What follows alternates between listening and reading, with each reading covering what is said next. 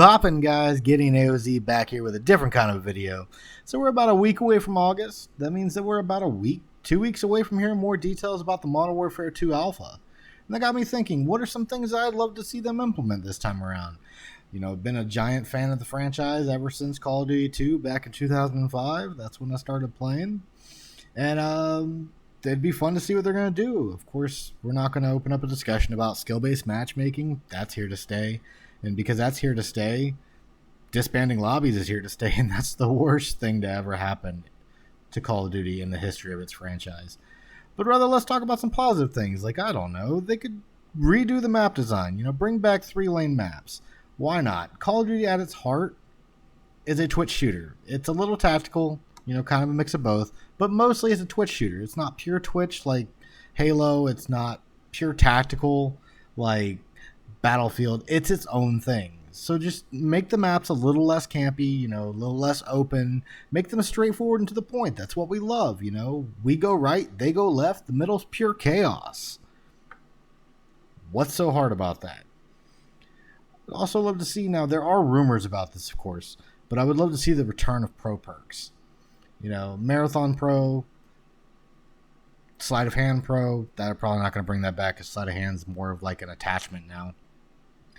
But things like that just gives you something extra to earn inside of the game, something more to work towards, besides the 70 weapon levels that are on the current weapons, which is way too much. But, it's not that hard to sit there and go, hey, so normally you can run 5% faster if you put this perk on. Well, how about we let you run 7% faster if you run 250 miles with it? Something small like that. Give us like the true value of what it was originally supposed to be and then dumb down the regular one. Just give us something extra to earn, something more fun to do. Why not? I would also love to see with that.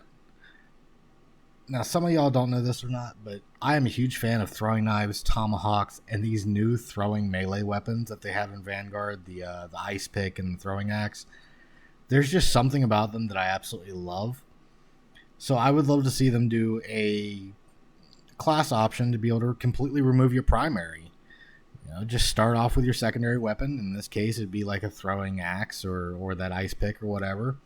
You throw on an extra lethal and scavenger and all the lightweight perks that you can get, and you just run around throwing knifing people.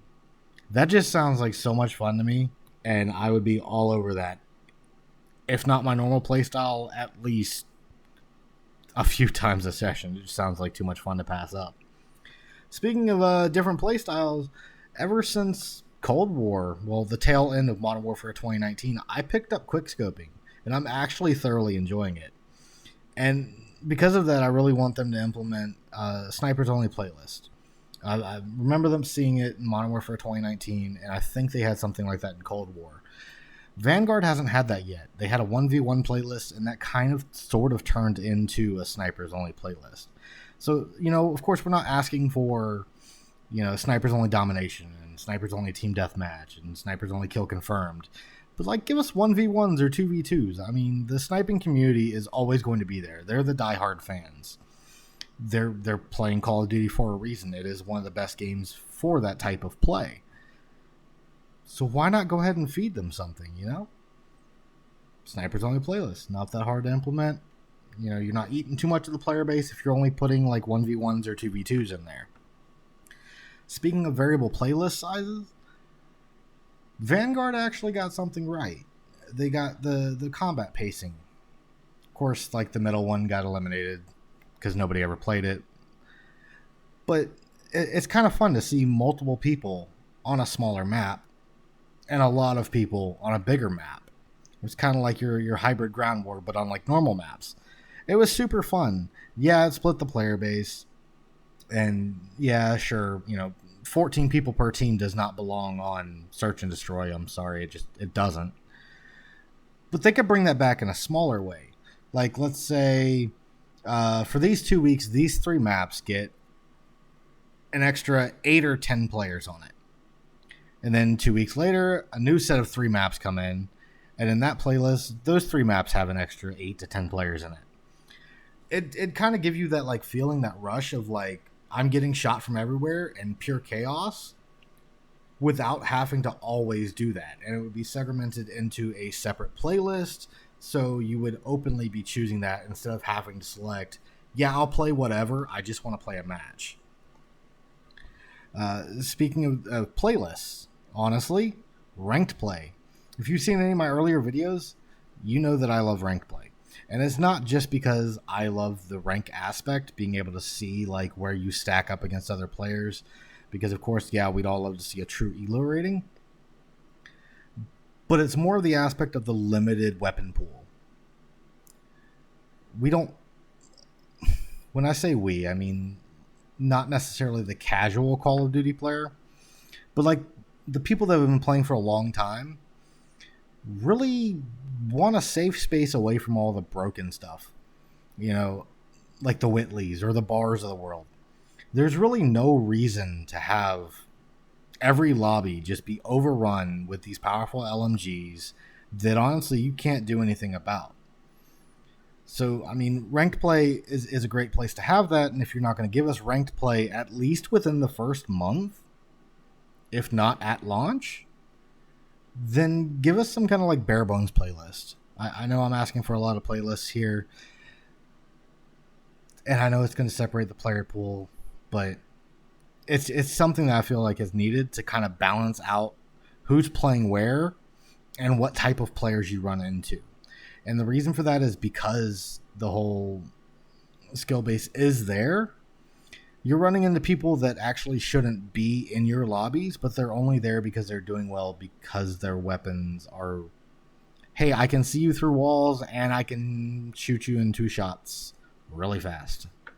It's kind of messed up, bro. So just, ranked play at launch. Simple as that.